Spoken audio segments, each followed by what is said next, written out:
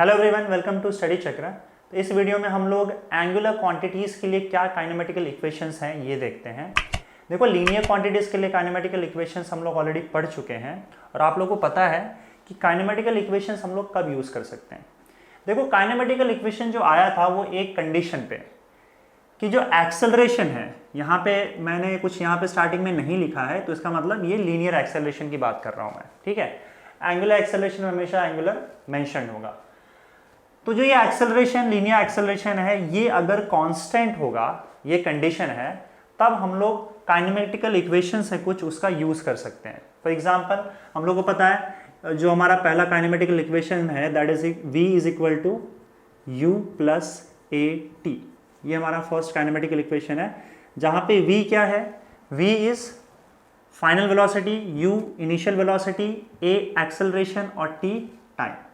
उसी तरह से second kinematical equation s is equal to u t plus half a t square. ये हमारा सेकेंड काइनेमेटिकल इक्वेशन है। Third kinematical equation is v square is equal to u square plus two a s. ठीक है, ये generally हम तीन kinematical equation की बात करते हैं।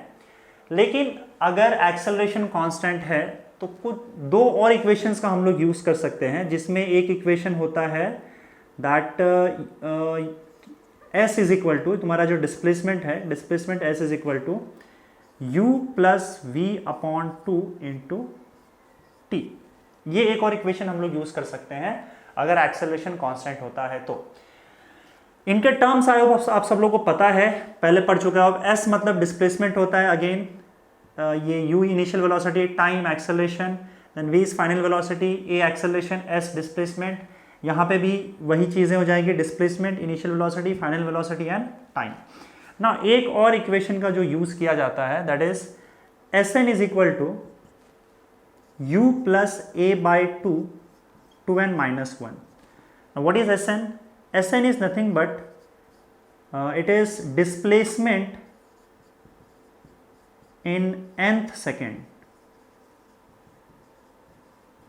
Displacement in nth second मतलब क्या?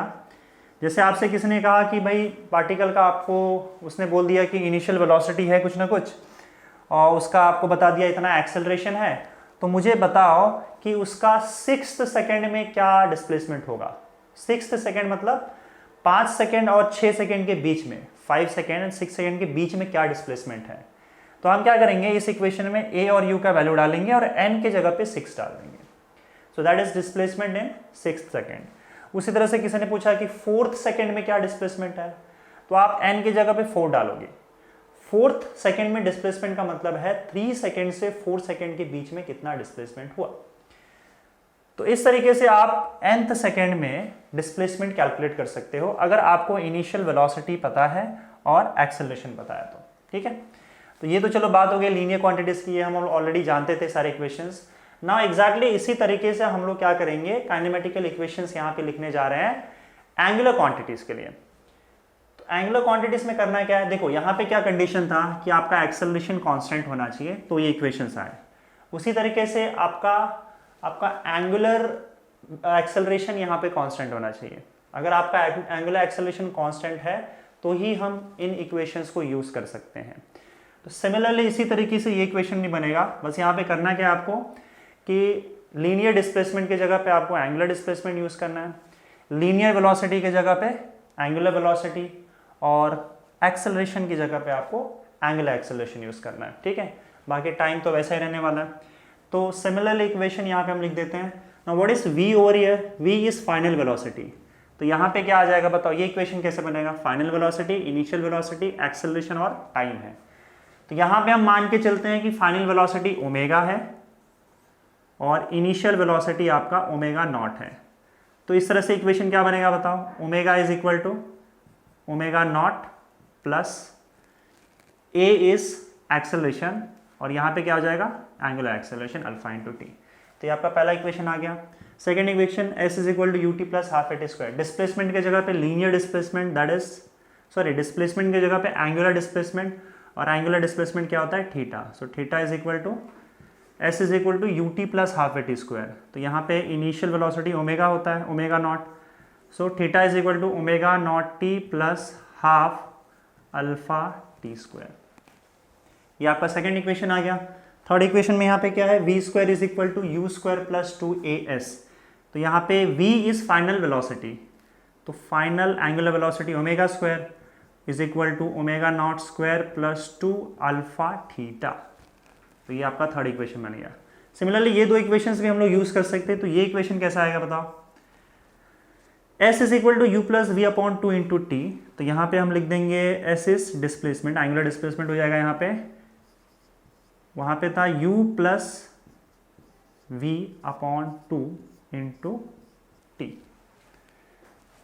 ठीक है, ये क्या है बताओ, डिस्प्लेसमेंट इन nth सेकेंड। तो यहाँ पे क्या आ जाएगा, angular displacement in nth second, and that will be equal to u plus a by 2 into n minus 1 था ना। तो यहाँ पे u मतलब omega not plus alpha by 2 2n minus 1।